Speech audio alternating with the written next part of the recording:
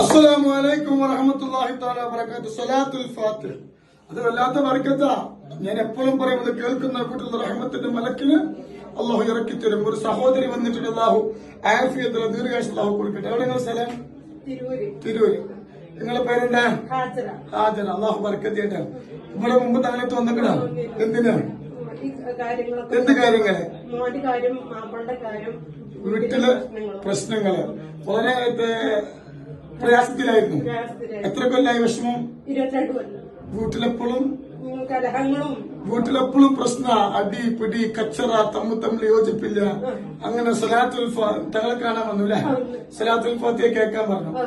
ഇപ്പൊ വീട്ടിൽ വെക്കലുണ്ട്. ഇപ്പത്തെ അവസ്ഥ എന്താ?